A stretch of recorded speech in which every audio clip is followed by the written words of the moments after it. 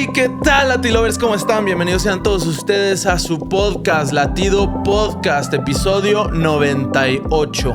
Estamos a tan solo 2 episodios de que este podcast llegue a su final. Estamos confiando en que todos ustedes van a hacer lo correcto.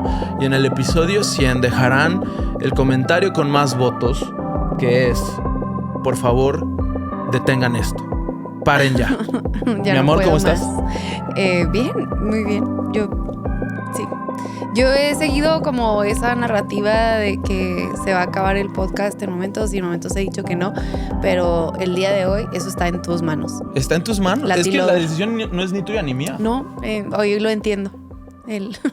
Es algo que se lo hemos entregado a los Latilovers. Sí, es cuestión de qué tanto lo quieren o qué tanto no lo quieren, porque odio hay, amor hay, pero haremos lo que ustedes digan. No se crean. Pero certeza todavía no hay. No, la idea no es acabarlo para nada, pero no sé por qué tú traes Depende de unas ellos, ganas de ver el mundo arder. Bueno, no ver el mundo arder. ¿Cómo se dice? Como de ver qué pasa. De ver qué pasa.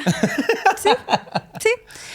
Y si ustedes quieren que esto termine, pues es como, estamos, te digo como que estamos. ¿Cómo? Como la novia tóxica que nomás quiere que la afirmen y que le diga que no, que la aman. Es como, si estás bonita. ¿y si fuera un gusano, me amarías? ¿Y si no pudiera hablar y no tuviera ojos, me amarías? Ajá, literal.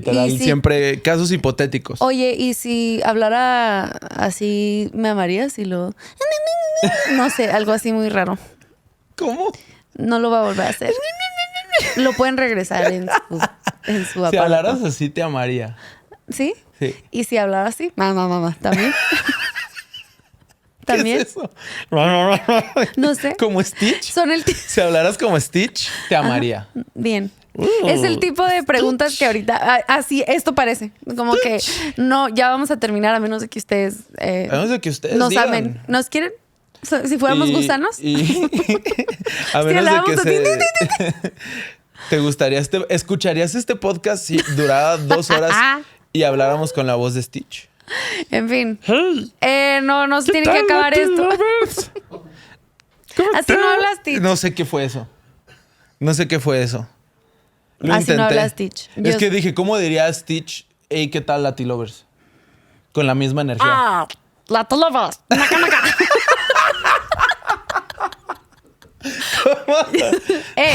Latilovers. Naca. I know. No, pero si hablo con Mila como Stitch. O sea, ¿hablas bastante Stitch? Hablo Stitch con Mila. Porque a veces Mila últimamente está entendiendo que tiene una hermana menor y le ha costado el lado emocional. Entonces estoy intentando diferentes métodos para como pedirle cosas y hacerle entender ciertas cosas. Es una onda de... ¡Bájalo al baño! En vez de nomás... Así llego a la casa y así le está hablando Kimi a Mila. No, es un método increíble. Muchas veces yo no es como que no le digo que no es como que no la regaño. Obviamente sí hay disciplina y todo en la casa, pero hay veces que le dices lo mismo 5 veces claro. y no está entendiendo. Y mi último intento, antes de ya ir a la fuerza, como la disciplina, alzar la voz, es que hablo como Stitch. Y muchas veces eso me salva de un regaño a mi hija, que es lo último que quiero hacer. Porque te sale mejor. Ajá, muchas veces me hace caso si le digo como Stitch o si le digo como... No sé, antes era Elmo, pero ahora es Stitch. ¿Cómo era tu voz de Elmo? Tendrá una conversación Elmo con Stitch. Yo puedo... Ajá. Sobre quién va a recibir la custodia de sus hijos. Pero creo que no puedo enseñar la cara. ¡Ñaca! Ok, necesito taparme la cara con algo. ¡Custodia! Ok. Ok. Está bien, yo me tapo. Esto Elmo. es Elmo y Stitch. ¿Cuál es su...? ¿Quién se queda con Mila? Custodia de su hijo adoptivo. Mila. Ok.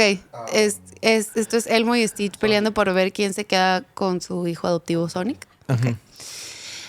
Ok. En inglés. Es que Elmo solo habla inglés. No, solo sé habla hablar español. como Elmo en inglés. Ah, bueno. Elmo en inglés, Stitch en español. Tiene sentido. ¿Qué clase No sé de, por qué tiene sentido, clase pero de improv es Kevin esta? lo que dijo fue Elmo en inglés y Stitch en español, es lo que dijo. Ok. Yo necesito escuchar esto. Estoy... No puedo creer que estoy por hacer esto. Ya me está dando pena. No, Okay. ¿cuál pena? Ok. Espérate, son muchas cláusulas. Elmo en inglés, Stitch en español. ¿Y su hijo es Sonic? Ok. A ver si eso no va a salir bien, no va a salir. Ok. Hi, Sonic. No, espérate. Está hablándole a su hijo. Hi, my baby is Sonic, and I'm gonna take him home whether you like it or not. No. No. Híjole. No. Amigo. Sonic. No.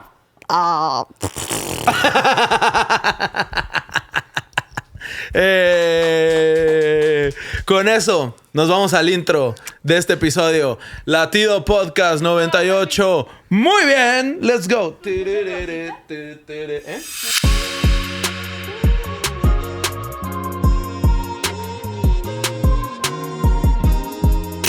Ok, vamos a entrar de lleno al tema.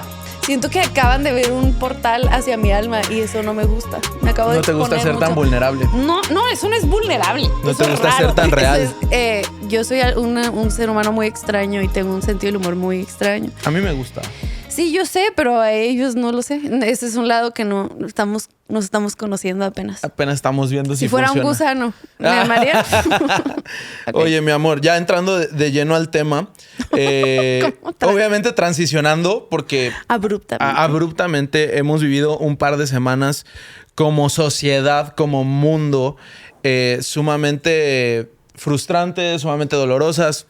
Y algo que yo he notado y me frustra demasiado es hay mucho como que activista de redes sociales, ¿no? Hay mucho activista de Instagram, mucho activista de Twitter, que tal vez tiene mucho enojo, tiene mucha ira, pero no tiene ganas de involucrarse o servir a su comunidad.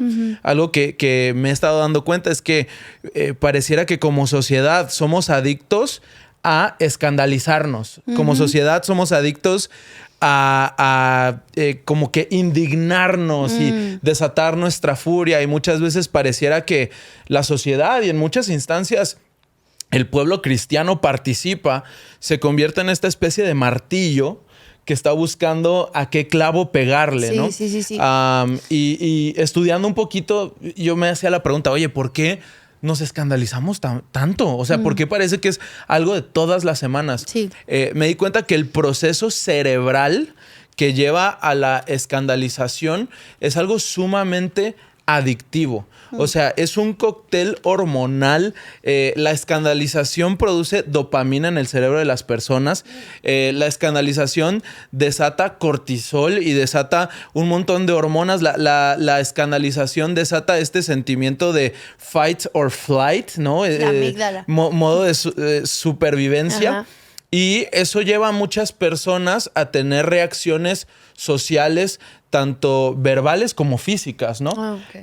Entonces, creo que hay una explicación científica de por qué es tan propenso el ser humano a escandalizarse. Pero yo te quería preguntar a ti, ¿por qué crees que hoy en día parece más como que normal?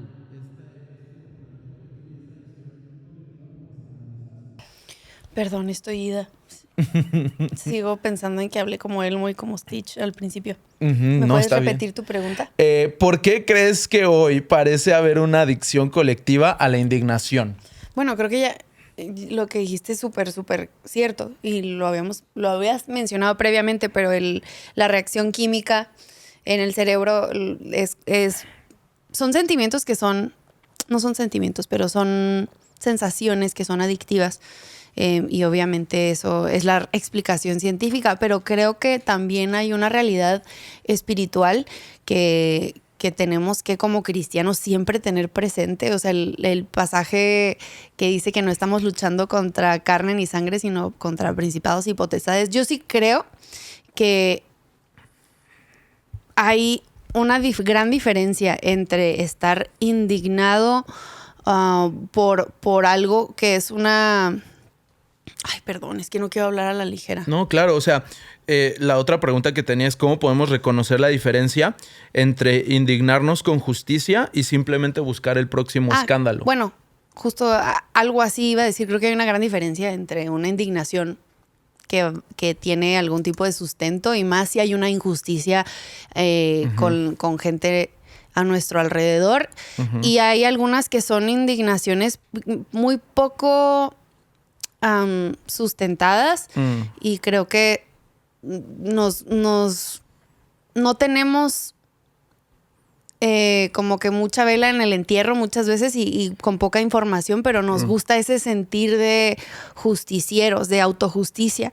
Y yo sí creo que veo desde los tiempos de Jesús a los fariseos que no eran malas personas, eran personas que querían cumplir la ley, que querían agradar a Yahweh, que querían cumplir el Torah, pero creo que en su intento de santidad caían en autojusticia y eso muchas veces los cegaba a la gente, al pecado de que todavía estaba dentro de ellos y que había en los seres humanos que los rodeaban. Entonces creo que desde ese tiempo hasta el día de hoy, desde el principio, el enemigo quiere venir a tentarnos con pensar que tenemos un juicio mejor que el de Dios. Cuando volvemos al Edén, vemos que la primera tentación a Eva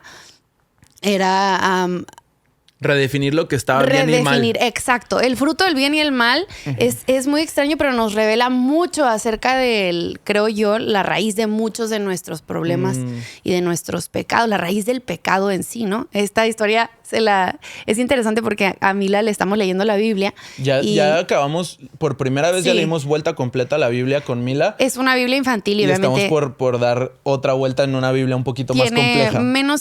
Tiene algunas historias que se resaltan. Tiene 4 años. Estamos empezando a explicarle los conceptos principales de la Biblia. Y cuando le leía la historia de Adán y Eva y llega la serpiente a tentar, ella obviamente todo lo ve literal y me preguntaba como que, pero ¿por qué es mala la serpiente? ¿Y por qué es malo comer esa manzana? Y yo, bueno, no es una manzana, ¿no? Así para empezar, el fruto del bien y el mal. Y eso me ha llevado a una introspectiva muy, muy loca de decir, a ver, en realidad creo esto, ¿cómo se lo explico a alguien de 4 años? ¿Cómo puedo reducirlo? Y si le estuviera explicando a Mila, que muchas veces yo necesito que me expliquen las cosas así de sencillas porque siento que el ser humano ha sobrecomplicado las cosas. Pero creo que desde el Edén podemos ver la tentación del enemigo a los seres humanos en hacernos pensar que sabemos más que Dios, que tenemos el juicio mayor, que tenemos podemos redefinir un mejor criterio, que nosotros tenemos la razón más que Dios. Y si lo ponemos así, obviamente tú dirías, no, claro que no, Dios tiene la razón, pero creo que sutilmente nos hace pensar, bueno, es que quizás tu concepto de Dios es diferente y bueno, vemos que mismo Adán y Eva los hizo dudar, siendo que no es como que había tantas voces a su alrededor. Con simplemente escuchar la voz del enemigo los hizo dudar de lo que Dios ya había establecido. Y creo que hoy en día tenemos una generación que escucha tantas voces, incluyéndonos, que muchas veces no oramos suficiente y no reconocemos la voz de Dios. Entonces, creo que el problema y la razón por la cual es como adictivo es porque estamos buscando no tenemos en claro qué es lo correcto, qué se dice, qué es lo que en realidad representa a Dios. Si en la Biblia vemos múltiples versículos que podrían respaldar diferentes teorías, pero hay falta de experiencia propia y hay falta de conocimiento y de entendimiento para leer la palabra y nos lleva a ¿cómo le dicen? Echo chamber en español. Una cámara de eco. Nos lleva a una cámara de eco donde estamos intentando buscar la verdad y es como, pienso yo, totalmente adictivo. Ahora, es interesante porque creo que en esencia todos aquí estamos de acuerdo que fuimos hechos a imagen y semejanza de Dios. Entonces hay muchos atributos que tenemos como humanos que Dios puso ahí. Y creo que el buscar la justicia es algo que Dios depositó en el corazón de todos nosotros. Y al mismo tiempo lo vemos en las bienaventuranzas, ¿no? Bienaventurados aquellos que tienen hambre y sed de justicia. Ahora, creo que el problema que estamos viendo y que estamos enfrentando, y para nada estoy diciendo que tenemos nosotros eso resuelto, sino que es una meta en nuestras vidas, es que estamos teniendo compasión selectiva o que estamos teniendo dolor selectivo, que hemos aprendido a escoger qué causas nos duelen y qué causas no nos duelen, qué dolor nos duele y qué dolor, pues, simple y sencillamente nos hace sentir indiferentes. Y al notar eso, he visto una desesperación genuina de muchas personas para concientizar a los demás de, hey, el mundo está sufriendo, hay dolor en esta parte del mundo, hay dolor en esta otra parte del mundo. Pero creo que el peligro que corremos también es de desacreditar lo que le duele a alguien más por levantar lo que nos duele a nosotros, ¿no? Y creo que Jesús vino a ser empático, Jesús vino a como que sentarse con personas que tenían todo tipo de dolor, ¿no? Sí. Y a traer conciencia de que lo único que podía saciar ese dolor era la vida eterna. Lo único que podía saciar ese dolor era Cristo mismo. Entonces, yo creo que sí estamos atravesando un tiempo de adicción a la indignación. Estamos atravesando un tiempo de compasión selectiva, pero vemos la respuesta en Jesús. Sí hay una respuesta. Sí. Entonces yo creo que muchas veces lo desafortunado es pasa una tragedia y rápidamente queremos llevar a las personas a dejar de hablar de esta tragedia para que se enfoquen en la tragedia que me duele a mí. Y me ha pasado muchas veces. O sea, nosotros vivimos en un país que continuamente atraviesa cierto tipo de tragedias y eso obviamente nos duele. ¿Por qué? Porque vivimos en dicho país y de repente podemos, no sé, externar una opinión de orando por, nos duele tal cosa. Y tenemos mucha gente que nos dice, ¿cómo te preocupas por esto si está pasando esto? Y la realidad de las cosas es que como seguidores de Jesús nos debe de doler toda la maldad y todo el sufrimiento que atraviesa este planeta. Sí. No podemos ser selectivos. Nos debe de doler lo que pasa en los tiroteos continuos en Estados Unidos. Nos debe de doler lo que ha pasado en tan solo este par de semanas. Asesinaron a muchísimos cristianos en el Congo. Y tal vez son cosas de las que no se hablan en redes sociales o de lo que no se habla en las noticias o en los noticieros que tú procuras. Pero si amamos a Cristo Jesús, no podemos ignorar el dolor de este mundo y nos debe de doler. Hay una tremenda sequía en lugares como Yemen y otros países que están atravesando una hambruna muy, muy fuerte en ciertos sectores de África. Hay conflictos que han generado millones y millones de muertes. Sigue habiendo un conflicto en Ucrania, sigue habiendo un conflicto en Gaza, sigue habiendo un conflicto en Israel, en Qatar, sigue habiendo conflicto en México con lo que acaba de pasar hace no mucho tiempo, desafortunadamente con la explosión de una pipa de gas. Ya son decenas de personas las que perdieron la vida por lo que muchos consideran fue un acto de negligencia. Entonces, claro que todo esto nos escandaliza, claro que todo esto nos indigna, claro que todo esto nos duele. Sí. No podemos resaltar una situación por encima de la otra y creo que la respuesta la vamos a encontrar en Jesús. Sí, totalmente. Vez tras vez vemos a Jesús mostrando compasión por cosas que tal vez la sociedad estaba ignorando, ¿no? Sí, yo creo que si hay algo que me queda claro, porque en muchos de estos temas en momentos no hemos dado opiniones, porque genuinamente creo que no hay una opinión política o de una postura en cuanto a la sociedad que va a traer en realidad un cambio más que apuntar a la persona de Jesucristo. Porque al venir Jesús, Él abrió este camino para que no solo el judío, pero ahora el gentil tenga acceso a la salvación y al perdón de los pecados. Y ahora el problema no es el pecador, es el pecado. Nuestro enemigo no es el pecador, es el pecado. Y esta postura para mí me ha ayudado mucho al momento de verbalizar opiniones, porque obviamente las tenemos, todos las tenemos, pero no debemos de atacar al pecador, sino al pecado, porque ahora a través de Jesucristo todos tenemos acceso a salvación. Y la oración que hace Jesús para modelar cómo debemos de orar nosotros, el Padre Nuestro, no hace distinción, solo dice Padre Nuestro. No dice Padre Nuestro de los judíos de ese tiempo. Perdón que te interrumpa, no, adelante. pero sumando a lo que estás diciendo, Jesús nos enseña a orar como respuesta a las oraciones que hacía el pueblo judío que dividían, ¿no? Vemos esta parábola que Jesús mismo cuenta de un fariseo y un cobrador de impuestos orando en el mismo lugar.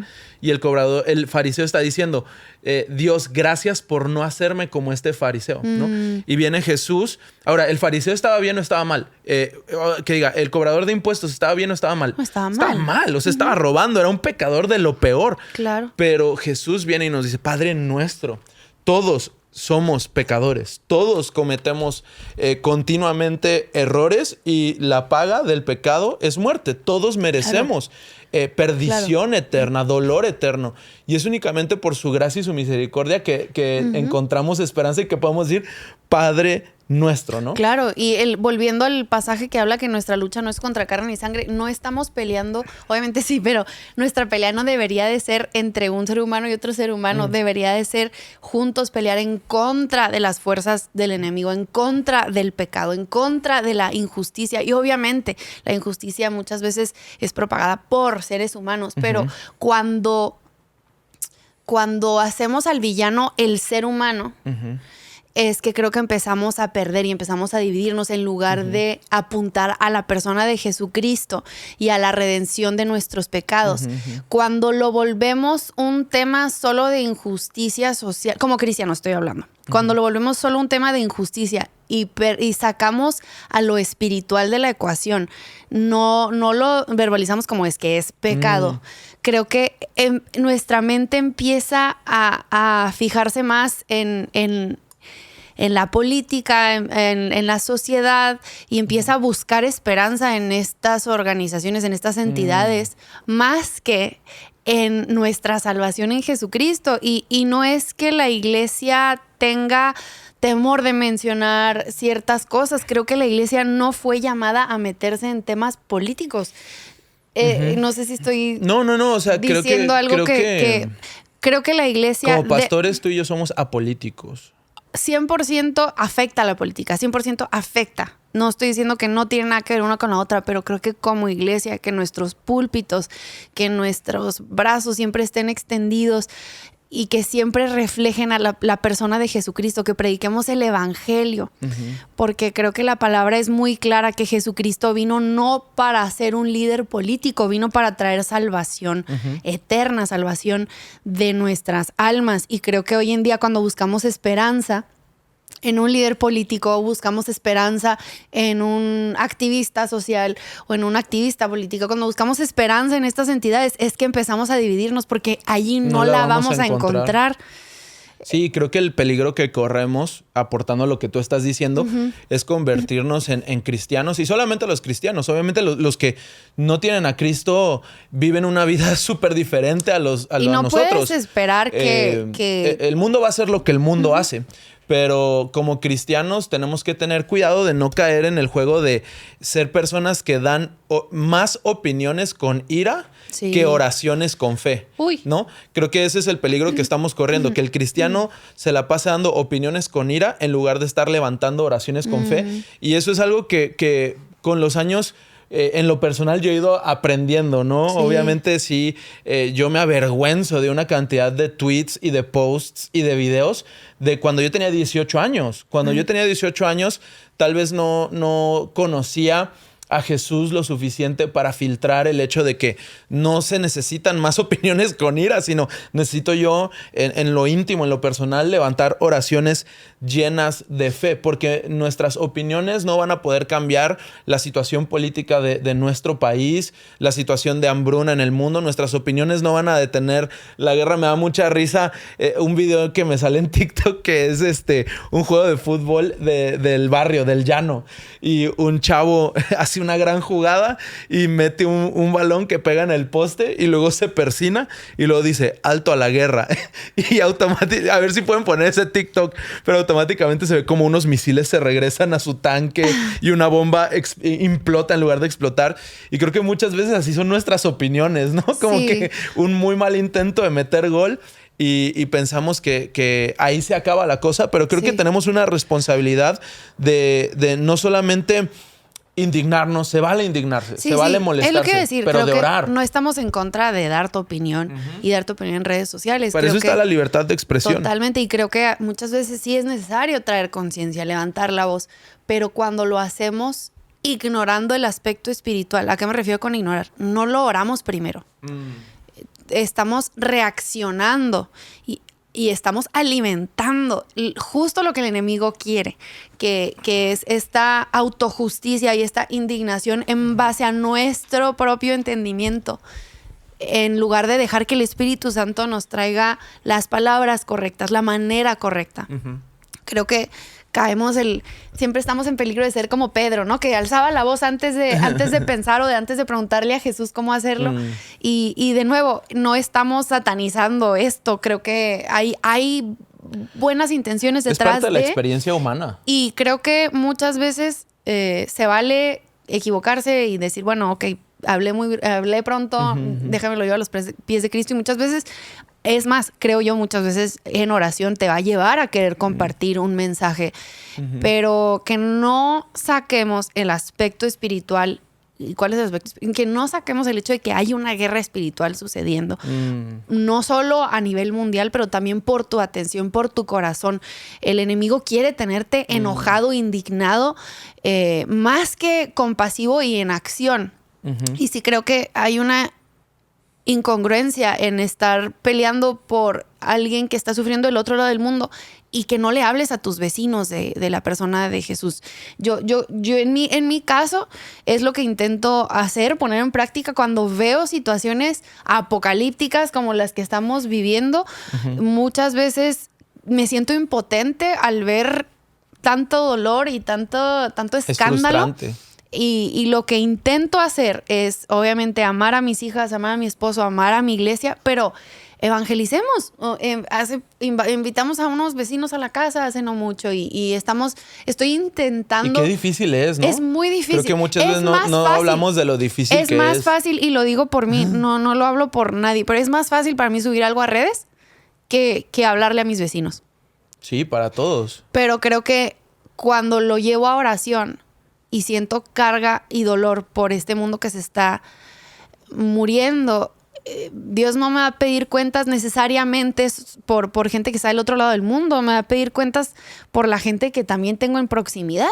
Y sí, quizás nos va a pedir cuentas por qué no levantamos la voz. O sea, no estoy diciendo que dejes de postear, pero primero llévalo a los pies de Jesús en oración. Y primero que se note en la gente que te rodea esas ganas de amar y de traer justicia y de traer salvación. Sí. Antes que empezar a pelearte en redes, porque la verdad es que la mayor parte del tiempo eso no rinde mucho fruto, es simplemente obvio. Te empiezas a pelear y lleva a más odio y lleva a más peleas. Dios nos llama a dar fruto y fruto que permanece, ¿no? Y creo que es difícil dar fruto que permanece peleándonos en redes, ¿no? Creo que el fruto que permanece lo llevamos a cabo en la intimidad, en la proximidad con las personas. Ahora, creo que dejamos muy en claro que se vale indignarse, se vale molestarse, se vale enojarse.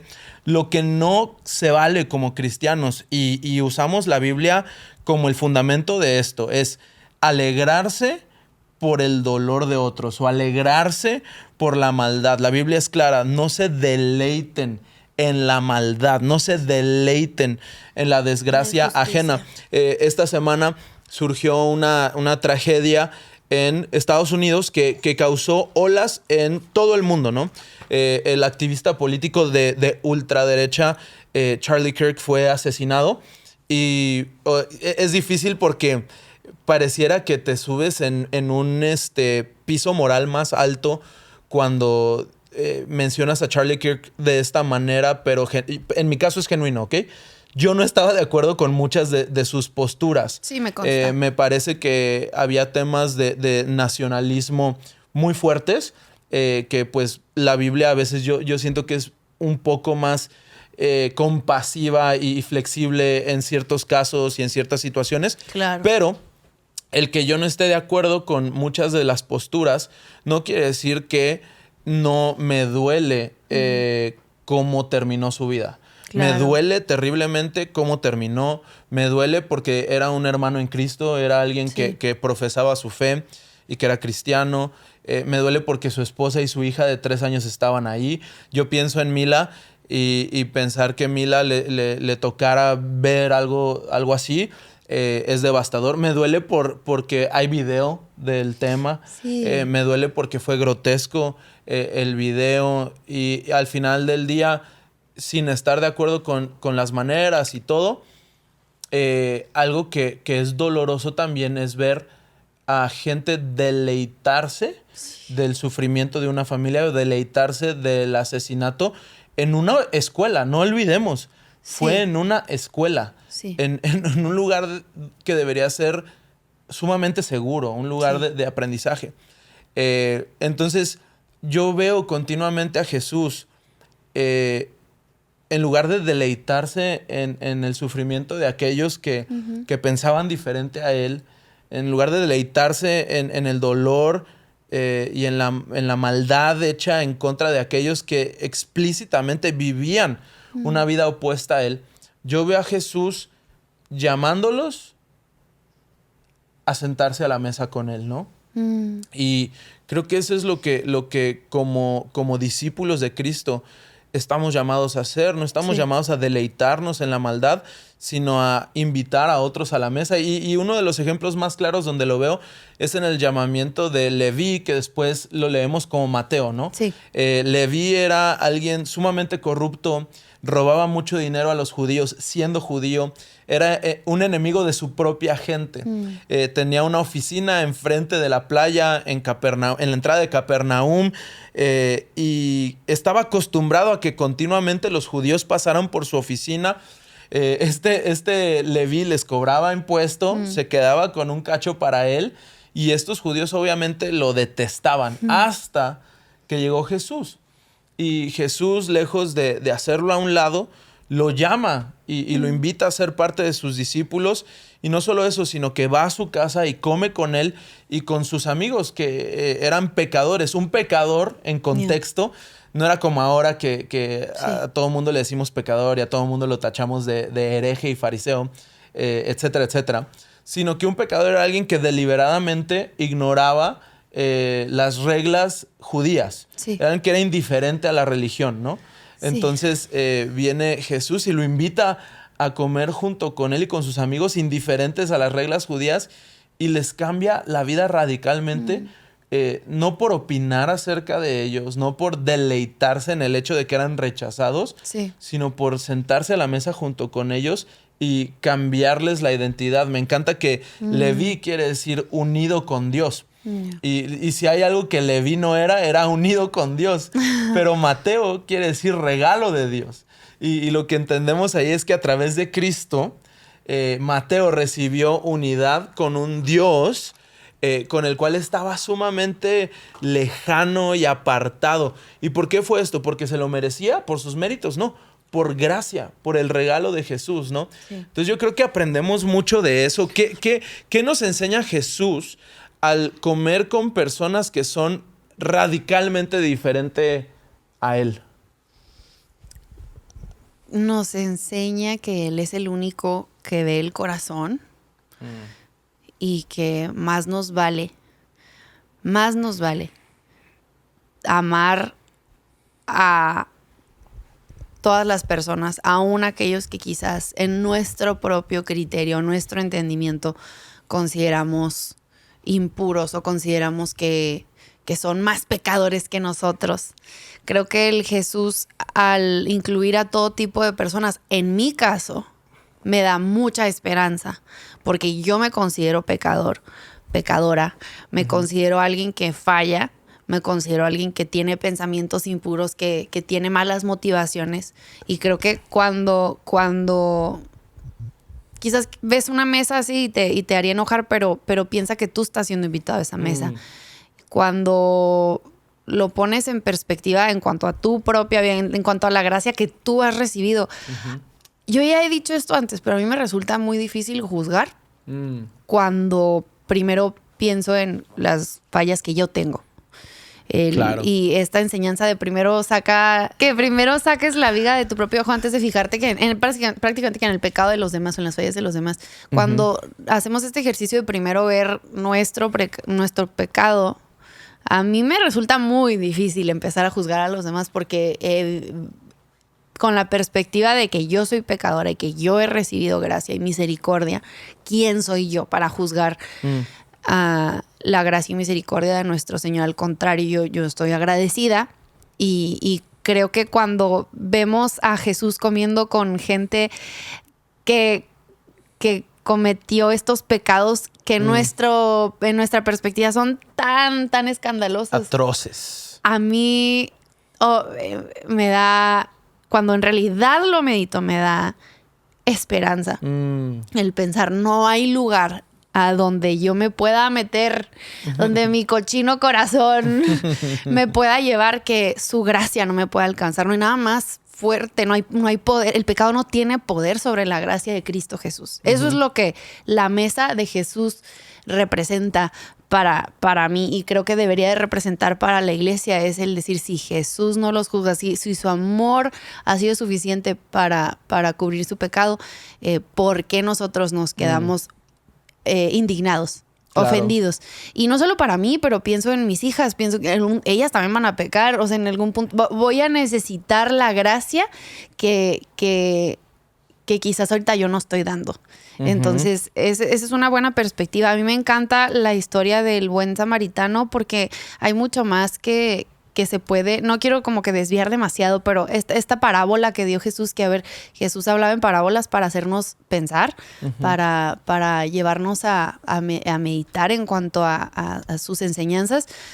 Y cuenta esta historia del samaritano y el sacerdote, el levita, que pasan de largo, y luego llega este samaritano para ayudar a este hombre que dejaron medio muerto en el caminar, en el camino, en este ¿cómo se llama? En esta carretera que era como para viajeros y era un lugar sumamente peligroso.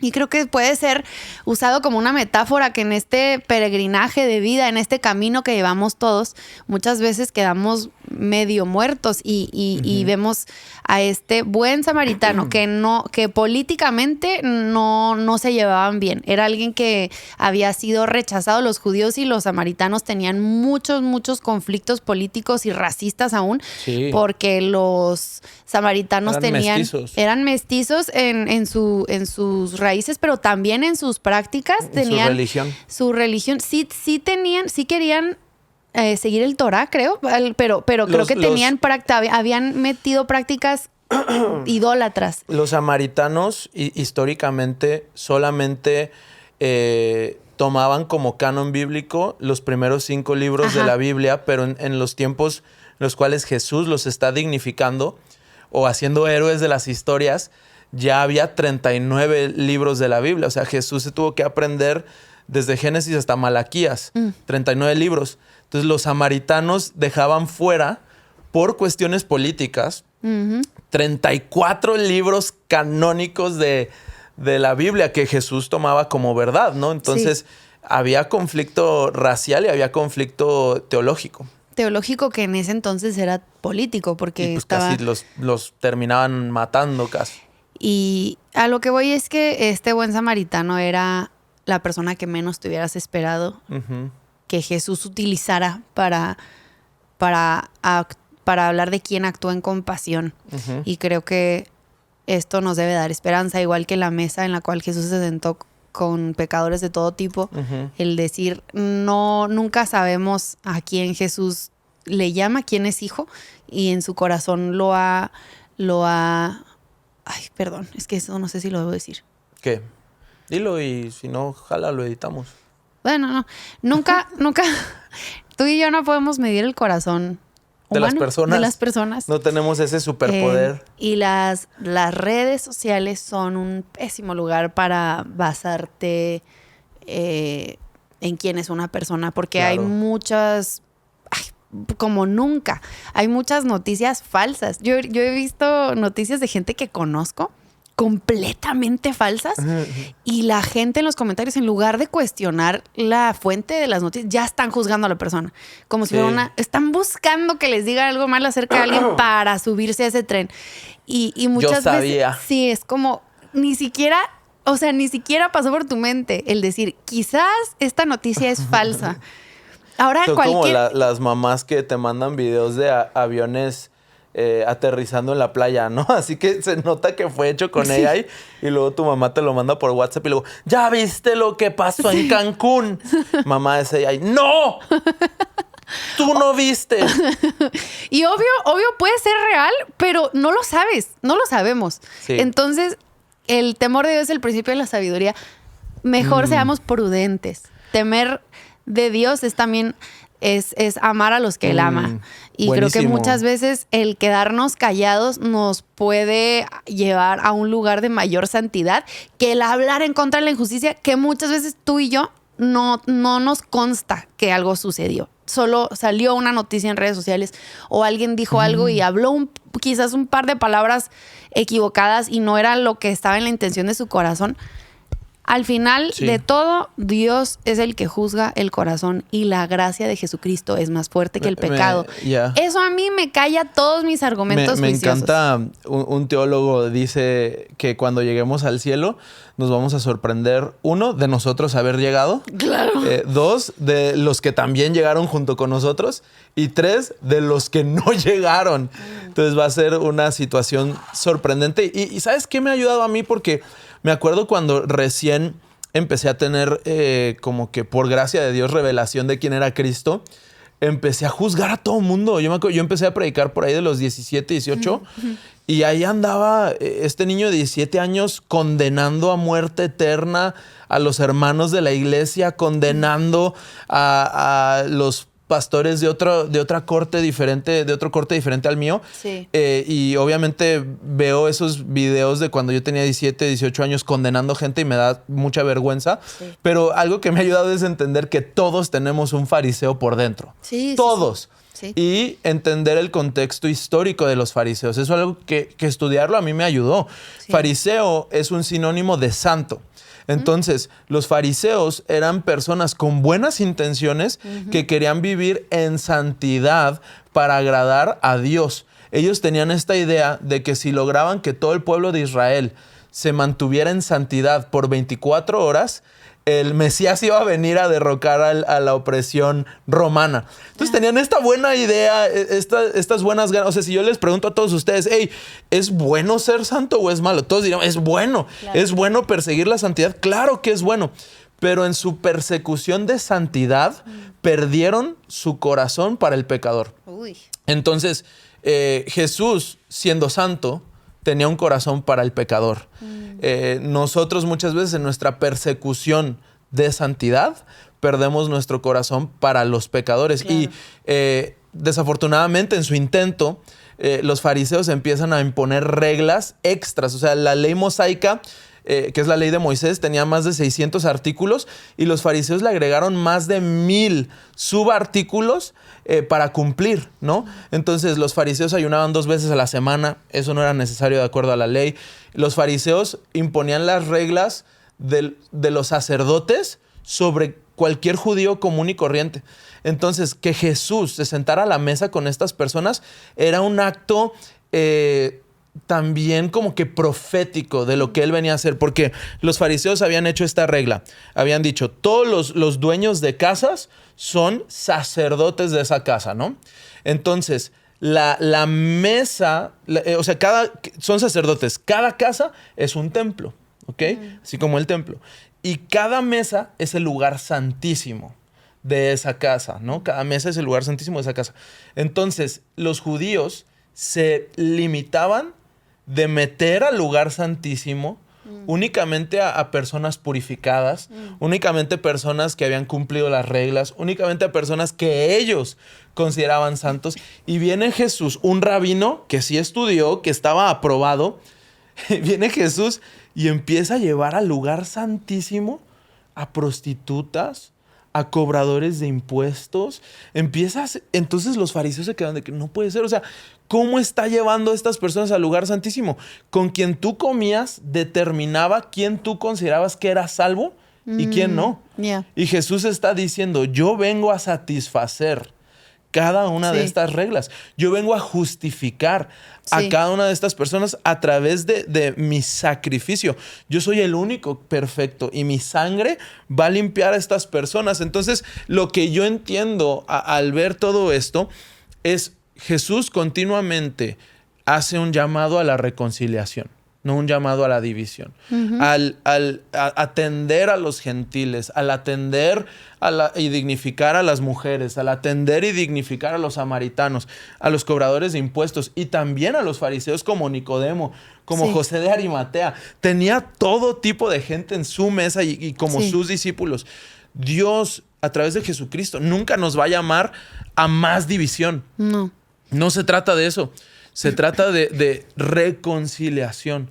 Sí. Y eso es algo que a mis 33 años apenas estoy entendiendo. Sí. Y me ha costado mucho trabajo entenderlo. Creo que una manera bonita una manera de decirlo es que su manera de luchar en contra de la injusticia era a través de la reconciliación. Sí. No era que era indiferente a la injusticia, no era porque muchos he visto que se conflictúan con este pasaje que Dios nos llama a reconciliar y a ser pacificadores. Bueno, sí nos llama, pero luego también hay versículos que habla sobre que el reino de los cielos sufre violencia y... Que eso quiere decir indiferencia y apatía, no violencia literal. A ver, ¿nos puedes decir qué estudios bíblicos o qué tomos... ¿Cuáles estudios, en cuáles te basas? Porque hablas muchos datos que me consta, pero quizás muchos dicen, ¿de dónde sacaste eso? Por ahí atrás hay uno, pero es importante también reconocer que tener comentarios bíblicos es un privilegio, porque son carísimos. Y estoy consciente que no toda la gente tiene acceso a eso. Tu papá te regaló muchos. Mi papá me regaló esto que está acá atrás, son como 12 tomos y se llama Beacon. Esos son con los que empecé y obviamente vas creciendo y vas descubriendo qué comentarios bíblicos te funcionan. Ahorita estoy muy clavado con el de Matthew Henry. No te funcionan, sino que... Pues no sé, te ayudan a entender mejor la Biblia. Exacto, ajá. ¿No? Entonces, el Beacon fue un buen lugar para que yo empezara. Sí, y están buenísimos. Estoy utilizando el de Matthew Henry. Estoy utilizando muchos comentarios también de Tim Keller. Pero sé que hay unos más pesados que todavía no estoy ahí. Eventualmente los usaré. Sí, creo que es importante encontrar un comentario bíblico que te explique mucho el contexto histórico, que te explique... el contexto social de que se estaba viviendo, porque ahí te ayuda mucho a interpretar la Biblia conforme a lo que era, más que solo tu propio...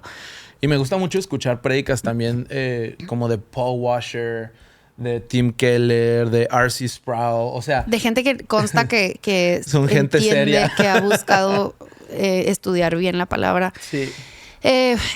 Volviendo, perdón un poquito, pero es que de repente das muchos datos... históricos que creo que son importantes, nomás que sepan de dónde viene, no es mucha como gente que piensa, ChatGPT, ¿no? No, la verdad son los comentarios los que mi papá me ha heredado, que me han ayudado mucho, pero es solamente así pude entender un poquito tal vez el corazón de los fariseos, ¿no? O sea... Sí, no, claro. Y creo que lo que estaba diciendo era que creo que la manera en que Jesús peleaba en contra de la injusticia era con reconciliación, era con amor. Era con amor. Porque la única vez que lo vemos ser violento, por así decir, o agresivo, era la vez que volteó las mesas en el templo. Y estaba platicando con Nato justo de eso ahorita en la mañana. Porque muchos usan ese pasaje para decir, pero es que Jesús volteó mesas. Sí, pero ahí nos revela algo muy importante. Lo hace, la única vez que vemos a Jesús actuar de esa manera, o las únicas veces que vemos a Jesús actuar con un poquito más de como enojo, no se está dirigiendo a una persona, sino se está dirigiendo a la sociedad. Cuando va con las personas, siempre confronta con amor. Porque la confrontación que da fruto de arrepentimiento es un arte. Y Jesús era el artista por excelencia. Lo vemos con la mujer samaritana, otro samaritano, ¿no? Pero esta mujer tenía un problema. Y el problema es que ella no podía adorar en espíritu y en verdad. ¿Por qué?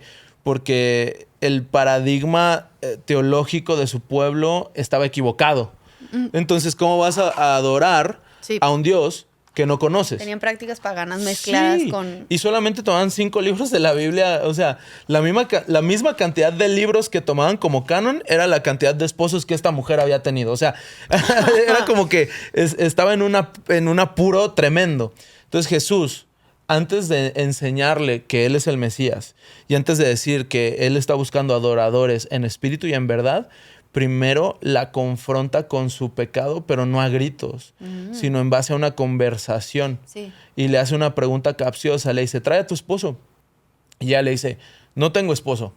Y en lugar de decirle, mentirosa, te agarré, dice, acabas de confesar la verdad, ¿no? O sea, es un arte. Jesús es el maestro del debate porque dice, es verdad, no tienes esposo, has tenido 5 y el que vive contigo hoy no es tu esposo.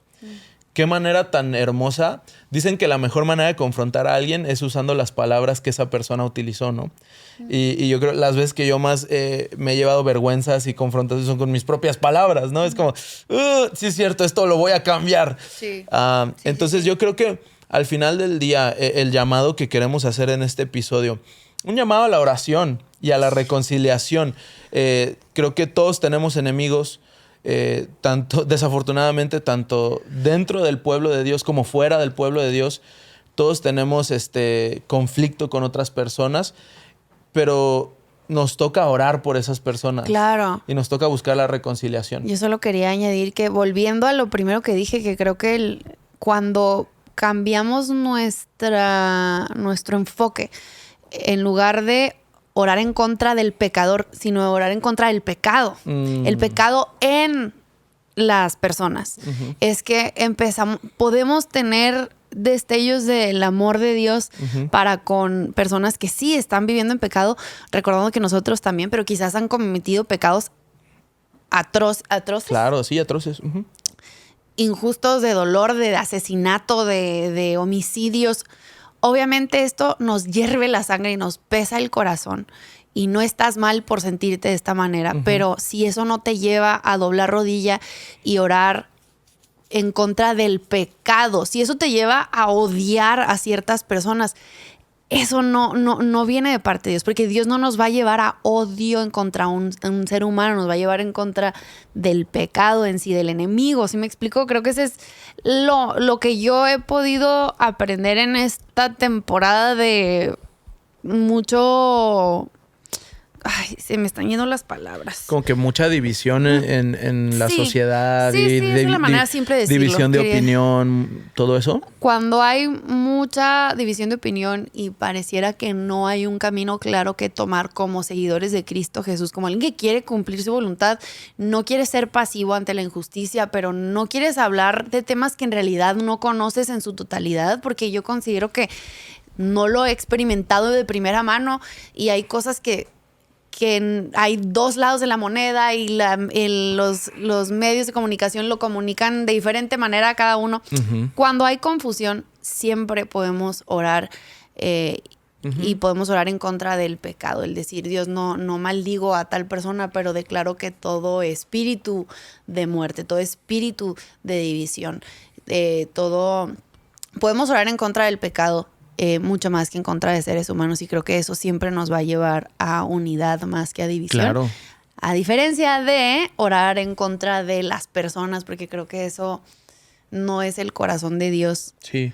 Y Sí, y al final del día nuestra lealtad siempre debe estar con Cristo, ¿no? Y para terminar este episodio, me gustaría hacer un llamado a oración. sí. Creo que, y es un llamado bien raro, es un llamado a orar por nuestros enemigos. ¿Tienes enemigos? Ora por ellos. Tú que nos estás viendo ahorita. Si somos tus enemigos, ora por nosotros. No nos hagas videos, ora por nosotros. No, pero yo honestamente... O manda mensajes privados, ya se acabó No, esa cultura ahorita de hablar uno a uno. Está bien. Mira, yo desafortunadamente ahorita sí me siento como molesto con mucha gente.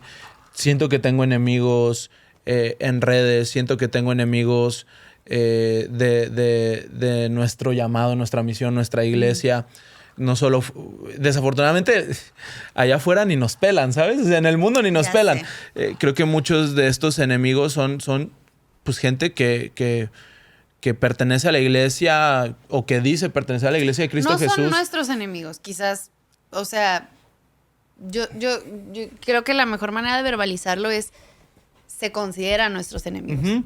Y me gustaría, algo que he estado aprendiendo en madurez, es ya no como que comentar directamente el tema, sino orar, ¿no? Claro. Y eso es difícil, es muy difícil, pero creo que ustedes también lo pueden hacer en casa. Así que ahí en tu casa, cierra tus ojos. Si vas manejando, no cierres los ojos porque puedes chocar. Pero respira profundo. Y quiero que pienses y que venga a tu mente tal vez alguna persona que te ha hecho daño, alguna persona que ha roto tu corazón, alguna situación política que te frustra, alguna guerra que te está frustrando, rompiendo el corazón. Pon eso en mente y vamos a orar. Señor, el día de hoy buscamos tu Santo Espíritu. Te pedimos que tú nos llenes con tu Santo Espíritu. Te pido que tú seas ese príncipe de paz, que traigas paz que sobrepasa todo conflicto, que sobrepasa toda anticipación, que sobrepasa toda ansiedad, toda molestia. Señor, que reconozcamos que nuestra lucha no solamente es contra carne y sangre, sino también contra principados y potestades. Amén. Que podamos llevar todo pensamiento cautivo a los pies de la cruz, que podamos llevar toda molestia cautiva a ti, Jesús. Amén. Señor, cúbrenos con la armadura de la Amén. fe. Señor, que el escudo de la fe en tus promesas detenga todo dardo encendido del enemigo Amén. que quiere distraernos y descarrilarnos de nuestro llamado, de Amén. nuestro propósito. Señor, hoy levantamos a los que nos maldicen, los bendecimos. Los bendecimos. Hoy los que nos critican, los bendecimos. Amén. Señor, hoy los que tal vez nos han causado dolor físico, los bendecimos. Amén. Hay muchas personas tal vez que han sido víctimas de abuso viendo este episodio. Ahí donde estás, empieza a entregar eso. Sí, Señor. Señor, te entregamos todo nuestro dolor, Sí, todas Señor. nuestras dudas, Sí, todos Señor. nuestros conflictos, Padre. Señor, perdonamos a aquellos que nos han hecho daño, los soltamos, porque sabemos que el perdón es reconocer que ya no nos debe nada. Y te pedimos que si alguien está batallando para perdonar, que a la luz de la cruz, que podamos recordar cómo tú nos has perdonado a nosotros y que desde la fuente de inagotable perdón y amor que eres tú, Jesucristo, podamos perdonar a aquellos que nos han hecho daño, que han hablado mal, que quizás han difamado o que nos han hecho sentir menos. Dios, perdonamos a aquellos que han traído dolor al mundo, Dios, y a tu creación. Pero todo viene desde reconocer que nosotros primero te hemos fallado y te agradecemos porque tu gracia y tu misericordia nos alcanzaron primero. Te amamos y te damos tantas gracias porque en ti encontramos todo el amor, todo el perdón, toda la gracia que podemos llegar a necesitar para poder amar a nuestro prójimo como a nosotros mismos, como tú lo has pedido. En el nombre de Cristo Jesús. Amén. Amén. ¿Ves cómo te sientes más ligero? ¿Cómo te sientes más Sí. libre? Familia, los amamos, Lati Lovers. Ya mero se acaba este podcast. Yes. Recuerda, nos quedan un par de episodios. Síguenos en todas nuestras redes sociales. Se vienen muchas sorpresas. Ya por ahí se están trabajando algunos proyectos futuros. Estamos trabajando en tal vez visitar algunas de sus ciudades el próximo año. Así que vamos a estar al pendiente. Dios los bendiga y nos vemos en el próximo episodio. El próximo episodio va a ser divertido con Kevin. Este fue serio. Bye. Bye.